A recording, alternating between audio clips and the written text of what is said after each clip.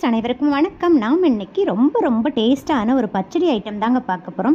இதுக்கு நமக்கு தக்காளியே தேவையில்லை. தக்காளி இல்லாமலே ரொம்ப டேஸ்ட்டாக செய்யலாம். இது இட்லி தோசைக்கு சட்னியாகவும் தொட்டுக்கலாம். இதே மாதிரி ஒயிட் ரைஸில் மிக்ஸ் பண்ணியும் நம்ம சாப்பிட்டுக்கலாங்க. ஒரு டைம் நீங்கள் இதை டேஸ்ட் பண்ணி பார்த்துக்கிட்டிங்கன்னா நெக்ஸ்ட்டு இதே மாதிரி தான் திரும்ப செய்வீங்க. அந்த அளவுக்கு ரொம்ப டேஸ்ட்டாக இருக்குங்க. கண்டிப்பாக இந்த டிஷ்ஷை மிஸ் பண்ணாமல் செய்து பாருங்கள். இந்த பச்சடி செய்கிறச்சையே வீடு நல்லா கமன்னு வாசமாக இருக்குங்க. உங்கள் வீட்டுக்கு யாராவது கெஸ்ட்டு வந்திருந்தால் கூட இந்த பச்சடி செஞ்சு கொடுத்தீங்கன்னா கண்டிப்பாக டேஸ்ட்டு செம்மையாக இருக்குது, எப்படி செஞ்சீங்கன்னு கேட்பாங்க. அந்தளவுக்கு ரொம்ப சுவையாக இருக்கும். ஸோ வாங்க வீடியோக்குள்ளே போகலாம். அதுக்கு முன்னாடி நம்ம சேனல் சப்ஸ்கிரைப் பண்ணாத நண்பர்கள் ப்ளீஸ் சப்ஸ்கிரைப் பண்ணுங்கள், சப்போர்ட் பண்ணுங்கள். வாங்க இப்போ வீடியோக்குள்ளே போகலாம். இந்த பச்சடி செய்கிறதுக்கு பாருங்கள், நான் ஒரு பெரிய சைஸ் முள்ளங்கி எடுத்திருக்கேன்.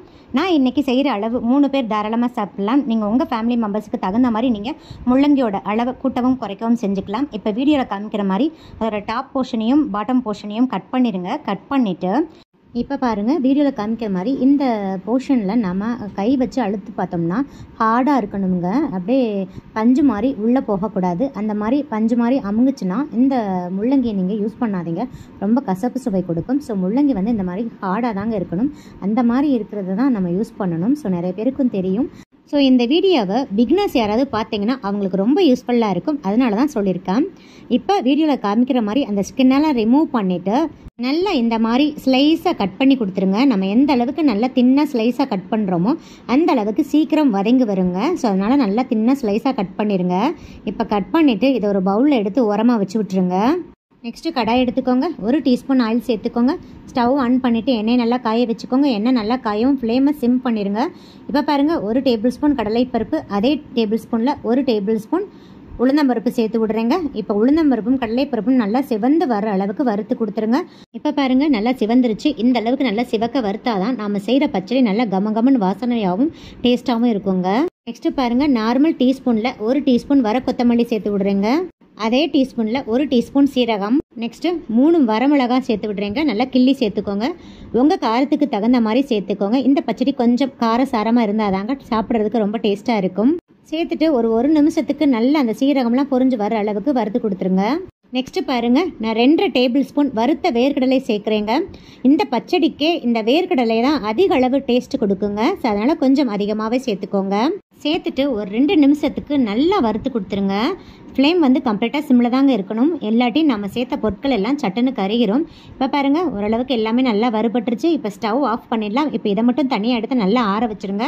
இது ஆறட்டும். நெக்ஸ்ட்டு பாருங்கள், அதே கடையில் 2 டீஸ்பூன் ஆயில் சேர்த்துக்கிறேங்க. இப்போ ஸ்டவ் ஆன் பண்ணிவிட்டு ஆயில் நல்லா காய வச்சுக்கோங்க. ஆயில் நல்லா காயவும் பாருங்கள், நான் ஒரு 6 பூண்டு பல் எடுத்துக்கிறேங்க. இந்த காய் கொஞ்சம் கேஸ் ஐட்டம்ன்றதுனால பூண்டு கொஞ்சம் அதிகமாகவே சேர்த்துக்கோங்க. இப்போ பாருங்கள், நான் 10 சின்ன வெங்காயம் சேர்த்து விட்றேங்க. உங்ககிட்ட சின்ன வெங்காயம் இல்லைன்னா ஒரு மீடியம் சைஸ் பெரிய வெங்காயமாக எடுத்து நல்லா ஃபைனாக சாப் பண்ணி சேர்த்து விட்டுருங்க. சேர்த்துட்டு ஒரு 2 நிமிஷத்துக்கு நல்லா வதக்கி கொடுத்துருங்க. இப்போ வெங்காயமும் பூண்டும் ஓரளவுக்கு சாஃப்டாகவும் நம்ம கட் பண்ணி வச்சுருக்கிற முள்ளங்கியை இதை சேர்த்துடலாங்க. சேர்த்துட்டு ஒரு 5 நிமிஷத்துக்கு முள்ளங்கி நல்லா சுருங்கி வதங்குற அளவுக்கு வதக்கி கொடுத்துடணுங்க.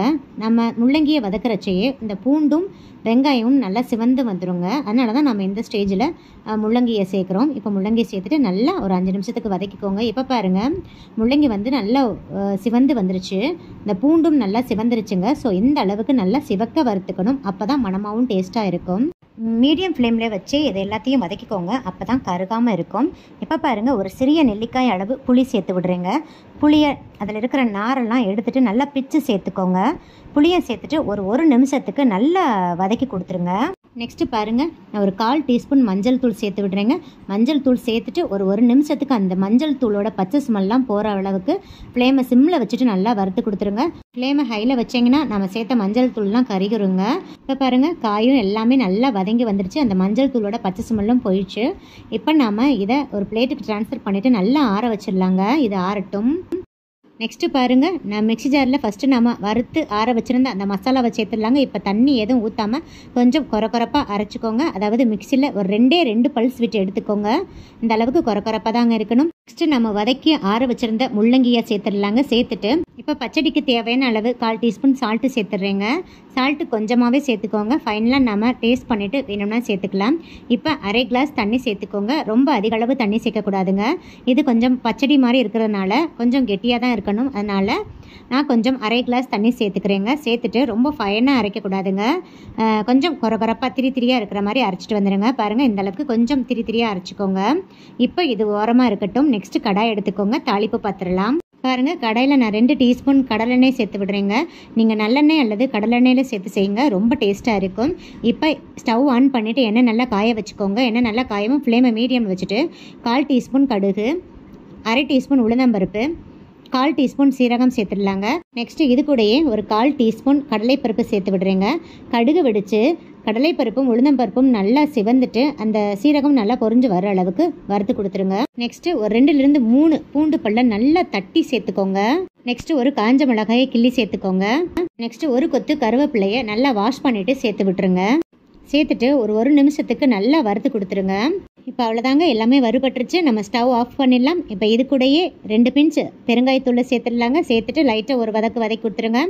இப்போ இந்த தாளிப்பை நம்ம ஆல்ரெடி ப்ரிப்பேர் பண்ணி வச்சுருக்கிற இந்த பச்சடியில் சேர்த்துடலாம். சேர்த்துட்டு நல்ல ஸ்பூன் வச்சு மிக்ஸ் பண்ணி கொடுத்துருங்க. அவ்வளோதாங்க, ஃபைனலாக நம்மளோட முள்ளங்கி பச்சடி ரெடி ஆயிடுச்சுங்க. இதை நம்ம இட்லி தோசை கூட எடுத்துக்கலாம். இதே மாதிரி சூடான ஒயிட் ரைஸ் கூட கொஞ்சமாக 1 டேபிள் ஸ்பூன் இந்த பச்சடியை சேர்த்துட்டு இது கூடயே 1/4 டீஸ்பூன் நெய் அல்லது நல்லெண்ணெய் சேர்த்து நல்லா மிக்ஸ் பண்ணி சாப்பிட்டு பார்த்தீங்கன்னா ஆஹா, சுவை செம்ம டேஸ்ட்டாக இருக்குங்க. கண்டிப்பாக நீங்கள் இந்த டிஷ்ஷை மறக்காமல் மிஸ் பண்ணாமல் செய்து பாருங்கள். ஏன்னா இது நம்ம முள்ளங்கியில் தான் செய்திருக்கோம்னு யாராலையும் கண்டுபிடிக்க முடியாது. முள்ளங்கியே பிடிக்காதவங்களுக்கு இந்த மாதிரி செஞ்சு கொடுங்க, கண்டிப்பாக அவங்க விரும்பி சாப்பிடுவாங்க. ஏன்னா இந்த துவையலில் அந்த முள்ளங்கியோட பச்சை சுமல் கொஞ்சம் கூட வராதுங்க. ஸோ நம்ம இதில் மெயினாக கவனிக்க வேண்டியது முள்ளங்கியை நல்ல சிவந்து வர அளவுக்கு வதக்கிடணுங்க. அப்போ தான் பச்சை சுமல் இல்லாமல் சாப்பிட்றதுக்கு ரொம்ப மனமாக இருக்குங்க. ஸோ இந்த வீடியோ உங்களுக்கு மிகவும் பயனுள்ளதாக இருக்கும்னு நினைக்கிறேன். இந்த வீடியோ பிடிச்சிருந்தா லைக், ஷேர், கமெண்ட் பண்ணுங்கள். மறக்காமல் சப்ஸ்கிரைப் பண்ணுங்கள். உங்கள் ஃப்ரெண்ட்ஸ் அண்ட் ரிலேட்டிவ்ஸ் கூட நிறைய ஷேர் பண்ணிக்கோங்க. சுவையை அறிந்திட சுவைத்து பாருங்கள். நன்றி, வணக்கம்.